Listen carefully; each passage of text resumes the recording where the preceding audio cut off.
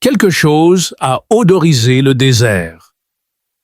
L'air était chargé de la combinaison de poussière sèche et ensoleillée de fumées automobiles et du souffle faible et mourant de la végétation broussailleuse résistante. Reposant ses pieds fatigués sur le capot rouillé de son véhicule, Elliot Marsh prit une profonde inspiration et se détendit, les bras croisés. Il tapotait rythmiquement sa botte contre le pare-choc. Encore une autre nuit de mardi et encore une autre panne mécanique à distance. Silencieusement, il défiait un ovni de le soulever et de mettre fin à sa douleur en fixant le ciel violet battu. Rien n'était naturellement obligatoire, plutôt que les habituelles vagues de chaleur, quelque chose de bizarre scintillait à l'horizon, provoquant un frisson dans son dos et les poils de sa nuque à se dresser comme s'il saluait un commandant invisible. Une silhouette se matérialisa de l'illusion statuesque sympathique et visiblement malheureux. Elliot essuya la poussière de ses yeux en plissant les yeux. Une dame était la coupable. « Ouais, laisse tomber. » Possiblement une silhouette féminine. Ses mouvements ressemblaient à ceux d'une vidéo au ralenti, de fluide à maladroit en un instant. Ses oreilles brillaient de mépris, alors que ses cheveux argentés balayaient le soleil, déclinant et reflétaient ses rayons méprisants. Sa peau était pâle et avait un aspect légèrement métallique. « Je suis désolé, mais il semble que votre message soit vide. Pourriez-vous, s'il vous plaît, le renvoyer? » Avec ses yeux grands ouverts, se rétrécissant et tressaillant, Elliot semblait capter une station de radio privée. Alors qu'elle se déplaçait, le tissu bizarre dans lequel elle était vêtue scintillait et changeait de couleur, comme si il était un liquide emprisonné dans du verre. Sans cérémonie, elle s'effondra à ses pieds après avoir fait un pas de plus tremblante. Avant de revenir à elle, Elliot jeta un coup d'œil vers son pick-up. En fait, il murmura quelque chose pour lui-même. Ma nuit d'angoisse existentielle qui avait été paisible est terminée. Comme s'il tentait d'aider un cygne blessé, tout en portant des gants de cuisine, il s'est agenouillé, ressentant un étrange mélange de maladresse et de révérence. « Bonjour, madame. » Madame, secouant doucement son épaule. Il parla, ses yeux verts et dorés perçants s'écarquillèrent alors qu'elle le dévisageait avec mépris, comme s'il avait insulté ses ancêtres directement. « Prends un verre d'eau et départ. » Son aboiement était aussi piquant que la épine d'un cactus. D'un clin d'œil, Elliot l'oublia. Ses affirmations répétées « de l'eau ». Des cubes d'hydratation étaient livrés avec la conviction qu'elle pouvait guérir son brouillard cérébral. Avec un « ouais, bien sûr. Laisse-moi juste les sortir de mon derrière. » Elliot répondit en fouillant dans le tas désorganisé à l'arrière de son camion jusqu'à ce qu'il découvre une bouteille de boisson sportive à moitié vide. En le manipulant avec précaution, il dévissa le bouchon. Elle hésita avant de prendre une gorgée hésitante après l'avoir reniflé. Elle a contorsionné son visage en une expression de trahison dès que cela s'est produit. Elle toussa et haleta demandant « Quelle alchimie dégoûtante est-ce ?» Selon Elliot, qui haussait les épaules, « C'est un goût de gelée de glacier. C'est un goût de gelée glaciaire. » ajouta-t-il. Malgré elle, la femme étrange renifla quelque chose qui ressemblait étrangement à un rire, puis grimaça, et se prit le côté. La plupart des gens appellent ça décevant. Elle était éclaboussée d'une substance argentée, ressemblant à du sang sur ses vêtements chatoyants, alors que ses mains bougeaient mécaniquement. Elliot murmura un juron. « D'accord, d'accord, reste en vie. Parce que je ne fais pas bien en orange de prison, je suis très sûr que je serai blâmé si tu meurs. » En pleurant, alors qu'un ressort de siège se contractait de manière menaçante, il l'entassa dans le siège passager du camion, comme si c'était un morse sur le point de rendre l'âme, le moteur, tout ça pour se mettre en marche. Alors qu'Elliott l'accélérait vers sa remorque, à la périphérie de la ville, le seul endroit possible avec une trousse de premiers secours fonctionnelle, la poussière se répandait dans toutes les directions. « Bonjour, je suis Elliott », dit-il enfin après une légère pause. Pour une raison quelconque, il semblait impoli de faire un tour à un extraterrestre blessé sans se présenter. « Je suis Zaria Raine de la famille Silath et première-née des étoiles. » Elle parla d'une voix qui trahissait son attente que l'annonce soit accompagnée de trompettes et de feux d'artifice, comme si elle était celle qui contrôlait les marées noires de Vololon. Elliott poussa un cri. Son regard intense aurait pu faire fondre de l'acier, mais elle hocha la tête à contre-cœur. « C'est beaucoup. Je peux juste t'appeler Zé. Ça fera l'affaire. » Beaucoup de silences inconfortables et de gémissements d'angoisse se sont produits pendant le trajet. Sgrogner un juron dans une langue qui ressemblait à un mélange entre une bagarre de chat et une alarme de véhicule chaque fois qu'il y avait une vague d'inconfort sur la route. Elle regarda la remorque d'Elliott avec le genre de visage qu'on verrait chez quelqu'un qui lutte contre un champignon vraiment tenace lorsqu'il finit par y arriver. « C'est ici que tu vis », demanda-t-elle avec un soupir. Elliott déverrouilla la porte avec assurance et déclara « Elle semble en mauvais état ». Il ajouta sur la défensive qu'elle avait du caractère. En entrant dans la remorque, ils entendirent un grincement menaçant. Parfois la plomberie est également impliquée. À l'intérieur, il a détaillé son approche des premiers secours qui comprenait des lingettes alcoolisées, des pansements et un vœu sincère qu'elle possédât des capacités de guérison extraordinaires.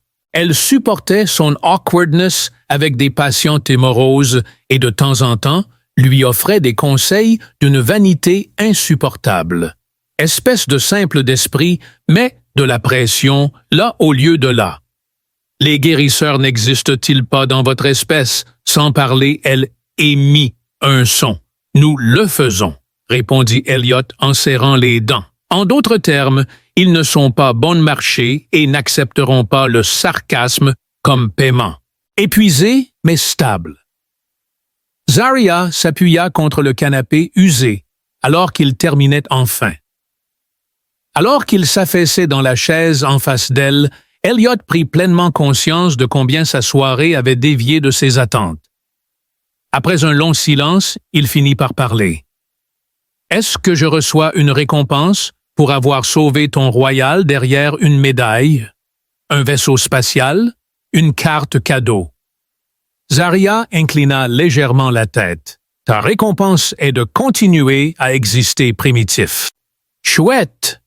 remarqua Elliott.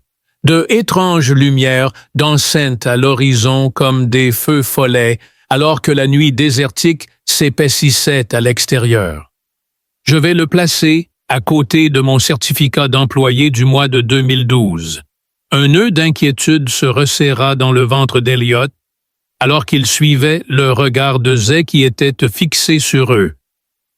Devrais-je m'inquiéter? Ses longues oreilles tressaillaient toutes les quelques secondes. Elliott passa une main sur son visage pendant qu'elle parlait. « Tu devrais être terrifié. » Sa voix était devenue étrangement étouffée, et elle avait des ennemis qui détruiraient la planète pour l'atteindre. Génial! J'ai d'abord une panne de camion. Pourquoi suis-je maintenant une cible? Des collecteurs de dettes galactiques. L'expression sur le visage de Z était un mélange de sourire moqueur et de mépris. Pire encore, des tueurs, des espions et des psychopathes. Très cool. Très impressionnant, remarqua Elliott. La soirée. Pizza devrait probablement être annulée, que curieuse. Zaria inclina la tête sur le côté. Pizza? Qu'est-ce que c'est? Il ne put s'empêcher de sourire, un et unique, le sommet de l'accomplissement humain. Je te montrerai ce que c'est si nous sortons de là. Les lumières devenaient de plus en plus brillantes. Au milieu du désert, un cri incompréhensible résonna. Elliot fut secoué jusqu'au plus profond de son être. Avec sa main atteignant un petit dispositif caché derrière ses robes déchirées, Zed redressa son dos et s'assit. Cette nuit-là, Elliot eut une épiphanie à la fois palpitante et terrible. Sa vie était complètement détraquée. Avec joie, il lui fit un doigt d'honneur en plongeant dans l'inconnu après s'être lancé d'une falaise attachée à une fusée. Il attendait avec impatience ce qui allait se passer ensuite. Quelque chose s'écrasa dans la cuisine le lendemain matin, et Elliot fut tiré de son sommeil par un torrent de jurons colorés qui firent rougir l'air. Avec un grognement, il se tira de la chaise, son corps douloureux, comme s'il avait été frappé par un camion de ciment, une douzaine de fois. Fronçant les sourcils et se frottant les yeux de fatigue, il tituba jusqu'à la cuisine et se figea. Avec une tasse brisée dans une main et un regard de profonde trahison, la reine. Zarya se tenait devant sa cafetière détruite. Drapée, de manière inconfortable sur ses épaules, se trouvaient ses robes scintillantes qu'il avait tenté de réparer de manière élégante la veille et qu'il avait rafistolées avec du ruban adhésif à quelques endroits. Ses longues oreilles tressaillaient de pure colère, tandis que ses cheveux argentés devenaient un enchevêtrement.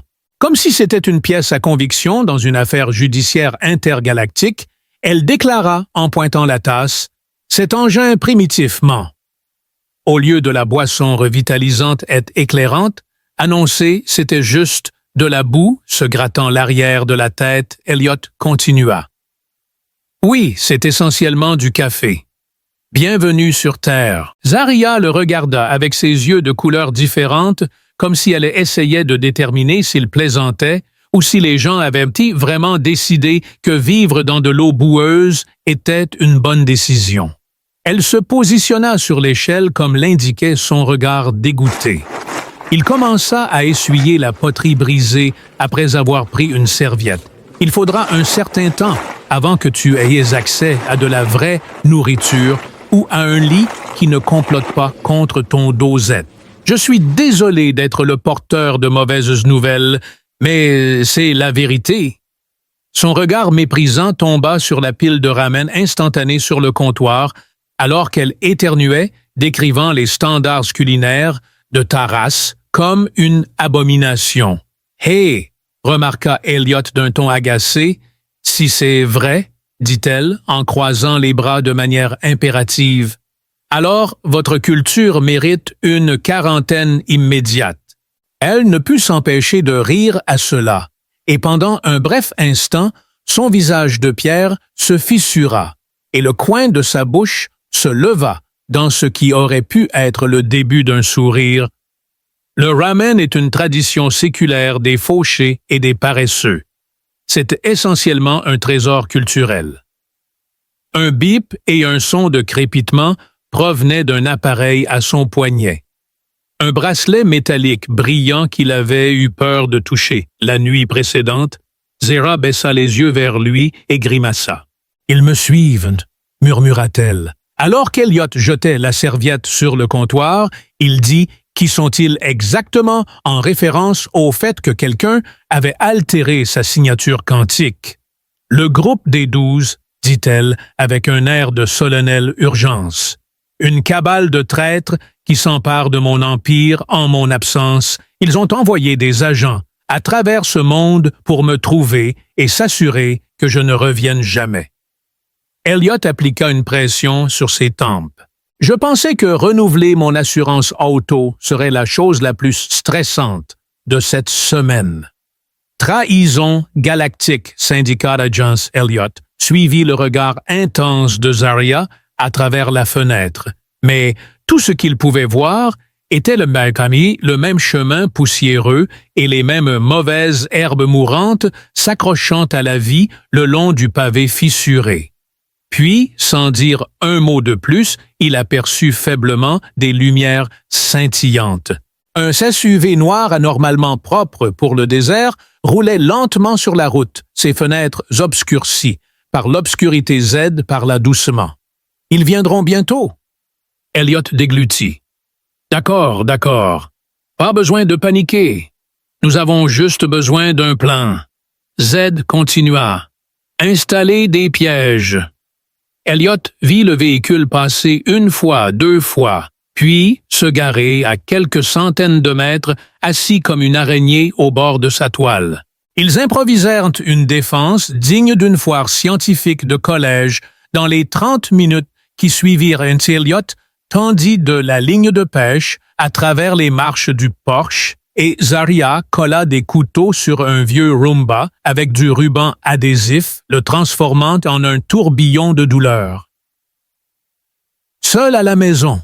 demanda-t-elle, son expression trahissant sa confusion. « Laisse tomber !» remarqua rapidement Elliot. Alors qu'Elliot ajustait l'angle d'un seau d'huile de moteur suspendu au-dessus de la porte, il ne pouvait s'empêcher d'être à la fois émerveillé et effrayé. Il semble que c'est à ce moment-là qu'un moi plus intelligent fuirait en hurlant, dit-il. « Il n'y a pas de fuite, » déclara Zarya d'un ton factuel. « Il te retrouverait, hein. La bataille devrait se dérouler sur un terrain contrôlé. » « Bon discours de motivation, » dit Elliot. Il expérimentait l'esprit d'équipe de première main pendant qu'ils terminaient leur défense temporaire. Elliot la regarda. Elle se tenait avec une délicate fragilité, malgré sa hauteur et son discours inhabituel, maintenant une léthargie qui s'étendait au-delà de ses blessures corporelles. Un souverain sans trône, un guerrier sans légion. Il a lâché, ça va, avant qu'il ne puisse se contrôler. La question la stupéfia et elle le regarda. Son visage se détendit brièvement. « Je dois l'être », déclara-t-elle simplement. L'air semblait mince et étrange, alors qu'il flottait dans ce moment délicat et incertain. Il n'y a pas d'autre option. Z se redressa lorsque son appareil au poignet émit un bip une fois de plus. « Préparez-vous à leur arrivée. » La porte d'entrée trembla. Elliot ressentit une soudaine oppression dans sa poitrine. Une lampe de poche robuste qu'il tenait comme un club médiéval était la chose la plus proche qu'il pouvait trouver pour se défendre, alors il la saisit. Un piège à seau se déclencha lorsque le premier intrus enfonça la porte d'entrée. Il fut trempé dans un épais flot scintillant d'huile moteur, ce qui le fit glisser sur le sol et directement dans les lames du Roomba qui l'attendait. Le petit appareil frappa ses tibias avec une telle férocité qu'il cria de douleur et de confusion. Zirea à peine tressaillit. Une explosion d'énergie bleuâtre jaillit de ses doigts, alors qu'elle levait une main, s'écrasant sur le deuxième agent comme une boule de démolition. Il contourna la porte et s'écrasa au sol sur les marches, avant faible, murmura-t-elle entre ses dents. En même temps, Elliot agitait frénétiquement sa torche, tentant de repousser un troisième assaillant qui semblait bien trop entraîné pour affronter un homme avec du matériel de camping. Elliot cria « Tu as choisi la mauvaise caravane, mon pote », et frappa l'homme sur le nez avec son poing. En lui faisant un geste, les pupilles de Zarya se contractèrent.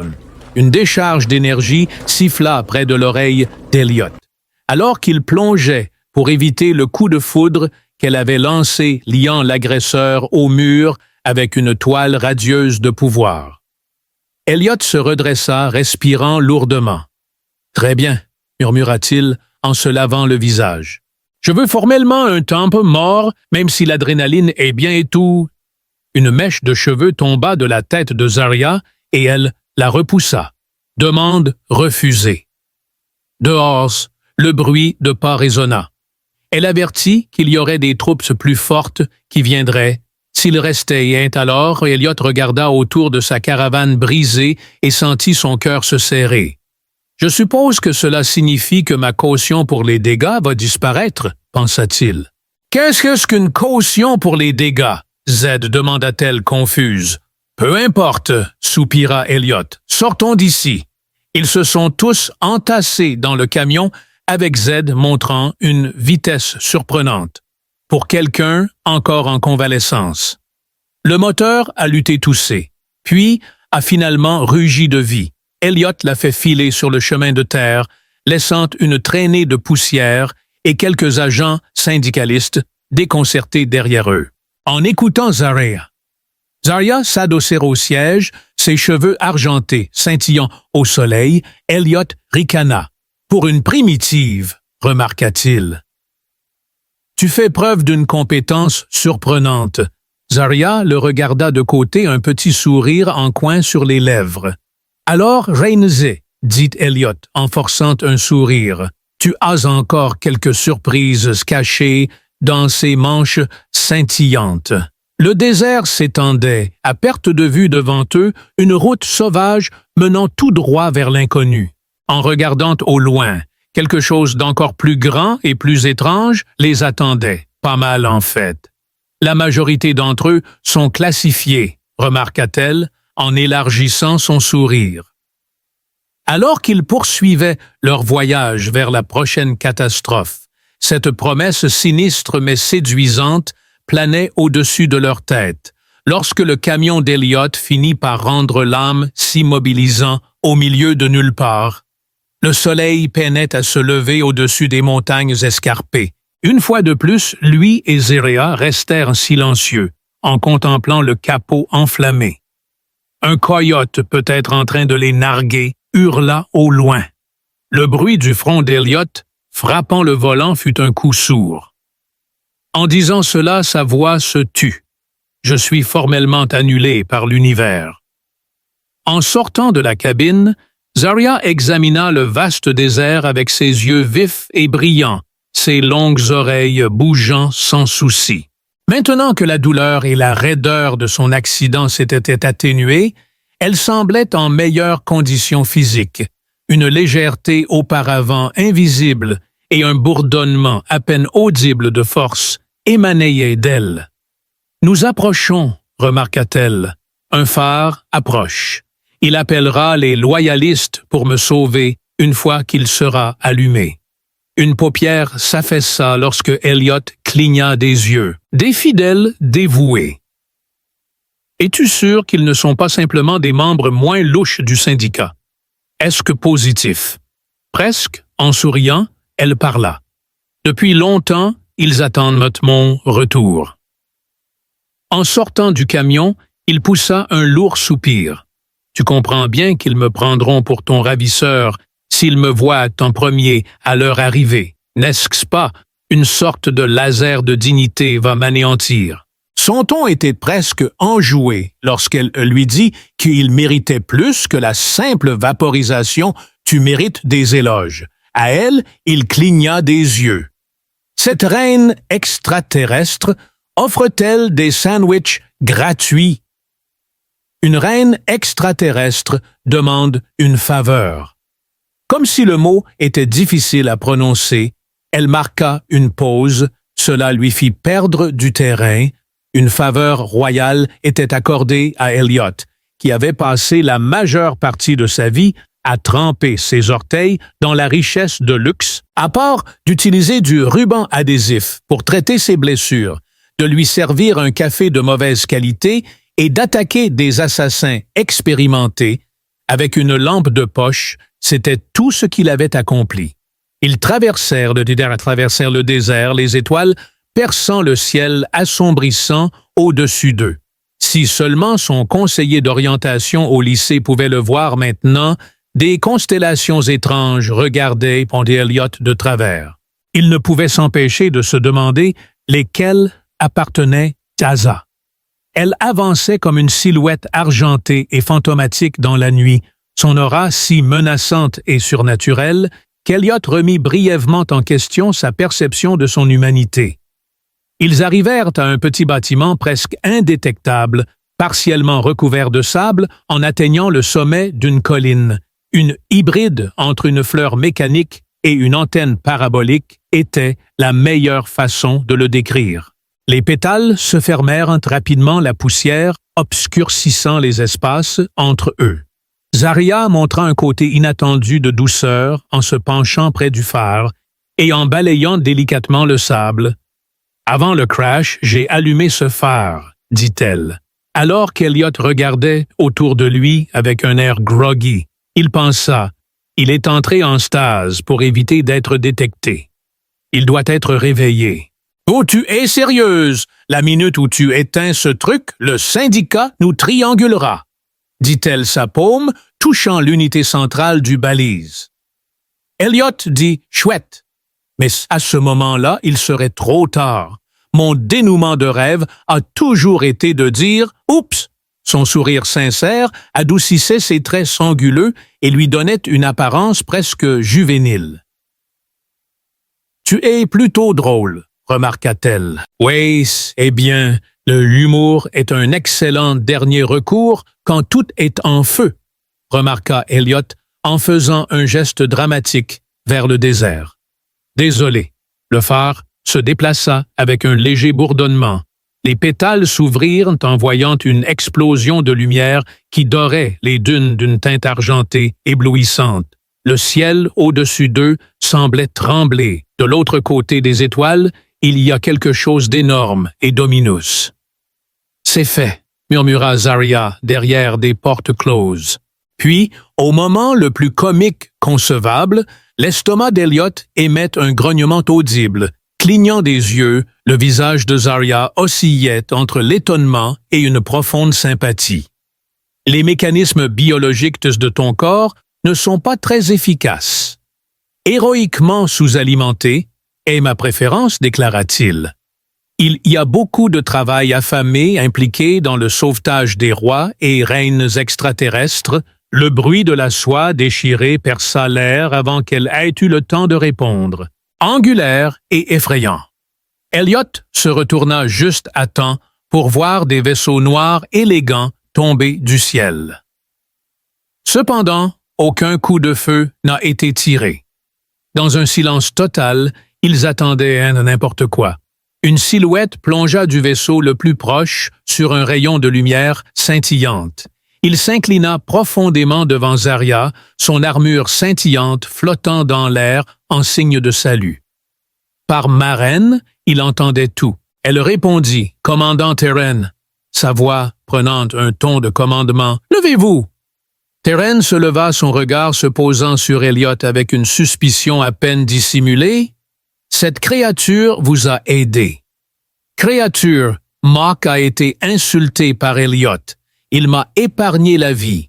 Je prends un bain. »« Merci beaucoup, » déclara Zarya avec conviction.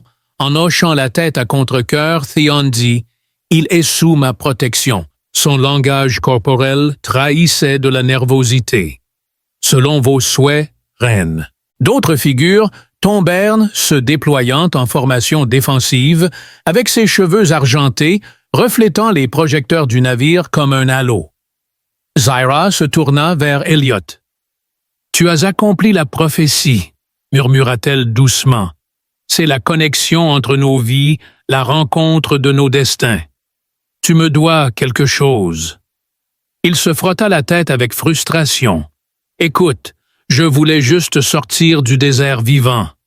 Tout le reste, c'est du bonus. » Elle s'approcha lentement et il pouvait à peine distinguer les délicats motifs argentés qui couraient le long de sa peau. « Tu as un choix, Elliot Marsh. Retourner à ta vie d'avant ou venir avec nous. » Son cœur battait la chamade, alors qu'il la fixait ses démons intérieurs, s'éveillant après des années de travail sans signification et de jours solitaires. Il hésita puis se moqua de lui-même. L'idée de retourner à son ancienne existence était soudainement intolérable, comme réintégrer une prison dont il venait à peine de prendre conscience qu'il en était le prisonnier. Comment suis-je censé procéder? Rejeter les vaisseaux spatiaux et le destin. Alors incline-toi, Elliot Marsh, et lève-toi en tant que défenseur des Silith, dit-elle avec un sourire encore plus déterminé. Marsh marqua une pause d'une fraction de seconde avant de s'agenouiller, apparaissant à la fois embarrassé et maladroit. alors que son genou blessé craquait. Oh là là, la douleur est héroïsme. Elle posa une main légèrement sur son épaule, une vague de chaleur le traversa, un frisson de pouvoir à la fois étranger et d'une manière étrangement familier. « Lève-toi, dit-elle. » Il se tenait d'une manière impossible. Il se sentait différent, à la fois plus léger et plus lourd, rempli d'un potentiel qu'il ne pouvait encore nommer. « Tu seras formé, dit-elle. Tu auras des défis, mais je serai là pour toi si tu es prête à persévérer, dit-il avec un sourire. Reste à mes côtés, mademoiselle. J'ai survécu à la cuisine épicée de tante Carole. Je peux survivre à n'importe quoi, dit Zia en riant. Soudain, un bruit brillant et surprenant retentit tout autour d'eux. Les gens de Zia sourirent également, et la tension dans l'air se dissipa comme un souffle retenu depuis longtemps. Ils montèrent tous ensemble à bord du vaisseau. Alors qu'elle s'élevait dans le ciel, Elliot jeta un dernier regard en arrière vers la terre en dessous. Le paysage désolé s'étendait comme un souvenir flou. Une vie abandonnée devant avec des étoiles attendant au loin. Aisée, il se pencha vers elle. « Oui, Elliot Marsh, » répondit-elle en fronçant les sourcils. « Penses-tu que ton empire a de la pizza? » Avec une lueur espiègle dans ses yeux dépareillés, elle sourit. Son cœur battait la chamade, mêlant adrénaline, anxiété et une quantité absurde d'optimisme, alors qu'il se laissait aller dans son siège, prêt à conquérir le monde.